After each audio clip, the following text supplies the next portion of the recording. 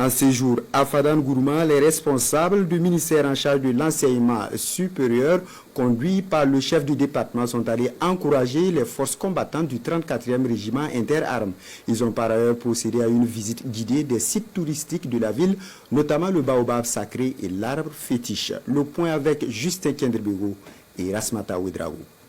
Le ministre Adjima Chombiano, accompagné des présidents d'université et des responsables du département, en visite de courtoisie au 34e régiment interarmes de Fada. Il était normal qu'à l'issue donc de ce CASEM que nous avons pu tenir dans de bonnes conditions, de passer remercier et féliciter ces FDS et VDP qui, au quotidien, s'adonnent à cœur joie pour que la sécurité et la paix reviennent au Burkina.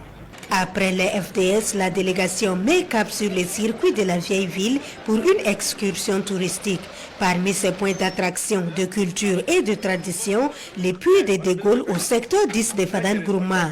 Là, la directrice générale du FONER s'est prête à l'épreuve de la parfaite épouse, car la beauté seule ne suffit pas en pays gourmanché et chaque geste compte au puits de De Gaulle. Ça fait une découverte pour moi. Le puits est un puits intarissable depuis des siècles, depuis l'aube des temps jusqu'à aujourd'hui. Donc c'est quand même quelque chose de symbolique pour la région également. À la jeune génération, c'est venir à la découverte. Autre site emblématique, l'arbre à palabre et le baobab sacré. Que d'histoires et de légendes contées par l'association Viva Vie qui aiguise la curiosité du ministre et sa délégation. Ce que nous avons vu aujourd'hui nous édifie, nous montre que la culture peut être effectivement le ferment sur lequel on peut se baser pour pouvoir se développer. Nous avons vu le baobab sacré, on a parlé de la puissance des rois de Fada, mais ce que les gens ne disent pas, c'est les Yatenga Naba qui a pourchassé Diabol Lompo et ils s'est refusé là. Ce qu'on reproche souvent aux universitaires, c'est de rester dans leur vase clos.